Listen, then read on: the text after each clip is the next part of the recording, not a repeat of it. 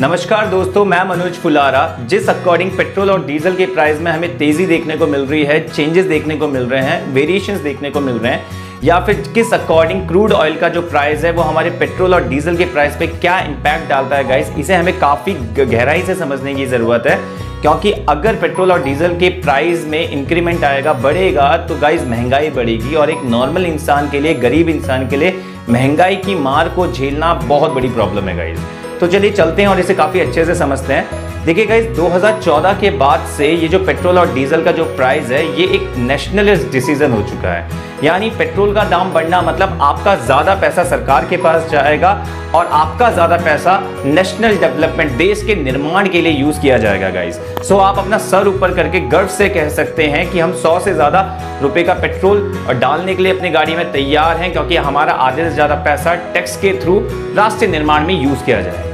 आप सोच रहे हो मैं क्या कह रहा हूं, तो चलिए इसे थोड़े गंभीर तरीके से समझते हैं गाइस। सो आज के समय में हमारी जो सरकार है वो डायनेमिक प्राइसिंग सिस्टम का यूज करती है पेट्रोल और डीजल के प्राइस को डिसाइड करने के लिए गाइस।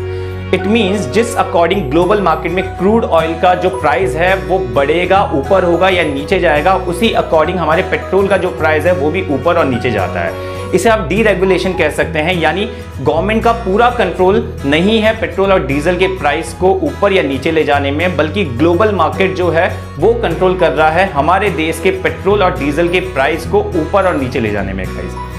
आप सोच रहे होंगे कि ये पहले से चलता आ रहा है, तो गाइस मैं आपको बता दूं ये पहले से चलता नहीं आ रहा है। अगर आप हिस्टोरिकली देखेंगे तो पहले हमारी जो सरकार थी वो पेट्रोल और डीजल के प्राइस को रेगुलेट करती थी, रेगुलेट किया जाता था पेट्रोल और डीजल के प्राइस को।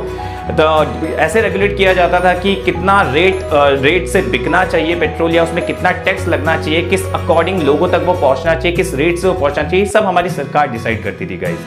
बस रेगुलेट करने में प्रॉब्लम ये थी कि उनमें काफ़ी ज़्यादा प्रेशर आता था गाइस कि किस तरीके से पेट्रोल और डीजल के प्राइस को रेगुलेट किया जाए। सो आगे चल के 2010 और 2014 में पेट्रोल और डीजल को डीरेगुलेट किया गया, और डीरेगुलेट के हिसाब से ये कहा गया कि अब हम हर दिन के हिसाब से पेट्रोल में चेंजेस लाएंगे guys. Changes in the sense guys ये है कि हर दिन पेट्रोल और डीजल के प्राइस को रिवाइज किया जाएगा। इसीलिए आप रोज सुन रहे होंगे कि पेट्रोल 1 रुपये से बढ़ गया, या डीजल जो है वो 35 पैसे से वो इंक्रीज कर गया है गाइस, या 50 पैसे से उसका रेट बढ़ चुका है गाइस। सो इसे हम लोग कहते हैं डीरेगुलेशन गाइस। डीरेगुलेशन सिर्फ एक कहने की बात है गाइस। गवर्नमेंट ये कहती है कि जिस अकॉर्डिंग ग्लोबल मार्केट में क्रूड ऑयल का प्राइस ऊपर और नीचे जाता है, उसी अकॉर्डिंग पेट्रोल का दाम भी ऊपर और नीचे जाता है गाइस। इसे डीरेगुलेशन का हवाला देके ऐसा कहती है। बट गवर्नमेंट क्या करती है, टैक्स इंक्लूड कर देती है उन सब चीज़ों में गाइस। आप इसे कुछ इस तरीके से समझिए कि अगर ग्लोबल मार्केट में क्रूड ऑयल का दाम ऊपर को जाता है, इट मीन्स पेट्रोल का दाम भी ऊपर आएगा और आपको ज़्यादा पैसे देने पड़ेंगे। बट अगर क्रूड ऑयल का जो प्राइस है वो डाउनफॉल पे चलता है तो आपको कम पैसे देने चाहिए, लेकिन गवर्नमेंट उसमें अपना टैक्स इंक्लूड कर देती है, जिसकी वजह से आपको फिर भी ज़्यादा पैसे देने पड़ते हैं गाइस। बट गाइस, इंडिया में जिस अकॉर्डिंग पेट्रोल और डीजल का जो प्राइस है वह 100 से ऊपर है। बट ऐसा नहीं है कि और कंट्रीज में ये सब प्रॉब्लम नहीं है। अगर आप देखेंगे, जर्मनी की बात करेंगे तो जर्मनी में पेट्रोल का जो प्राइस है वो अराउंड 119 पर लीटर से भी ज़्यादा है। फ्रांस की बात करूँ तो 128 से ज़्यादा है। और इवन अगर हम हांगकांग की बात करें जहाँ पे 174 से भी ज़्यादा पर लीटर पेट्रोल का प्राइस है गाइस।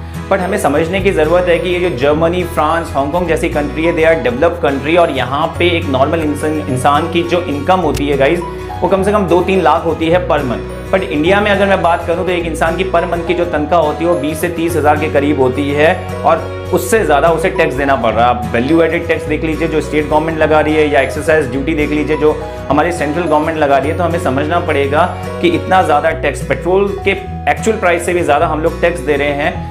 सो हमें कहीं ना कहीं समझना पड़ेगा कि सरकार को कुछ ना कुछ हमारे लिए करना चाहिए।